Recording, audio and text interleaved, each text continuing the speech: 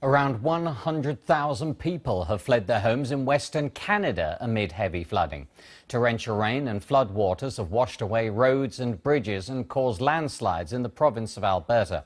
Communities around Calgary, Alberta's largest city, have been particularly badly hit, with a state of emergency declared in a large area to the south.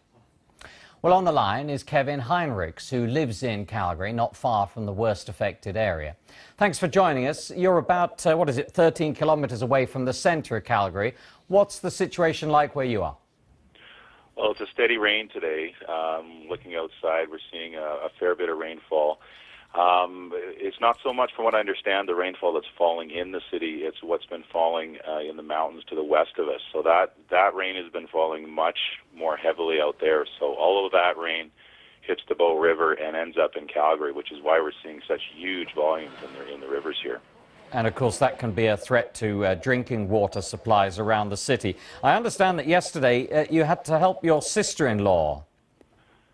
Yeah, that's right. So I got a phone call from my wife who said that her brother and sister-in-law were trapped at a hospital in a town called High River.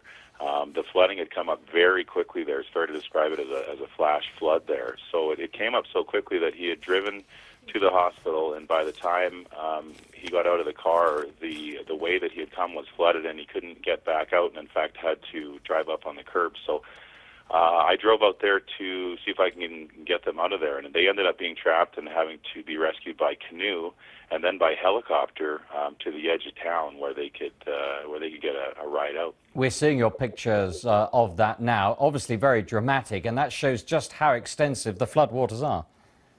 It's unbelievable. If you walking down that street and being at the edge of the water there, people were coming out of their houses, wading through the water. Those that were, those that could, and others were being brought in out by heavy machinery and by boats.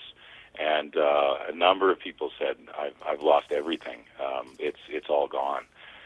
So people didn't even really have time to collect a suitcase in some cases, and some people, of course, have mobility issues, so they were being helped out as best they could. But it was quite a situation, very sad. Emergency response been like? I gather extra police have been drafted in. That's right. Here in Calgary, like you mentioned, there's quite a broad evacuation area in the downtown, which is right close to the river there. So between 75 and 100,000 people are affected by that.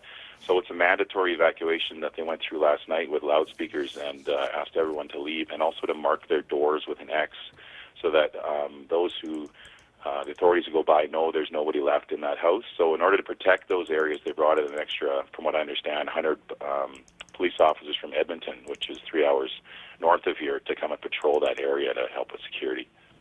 Kevin Heinrichs from Calgary, thank you very much. We wish you all the best. Thank you. Meanwhile, in Switzerland,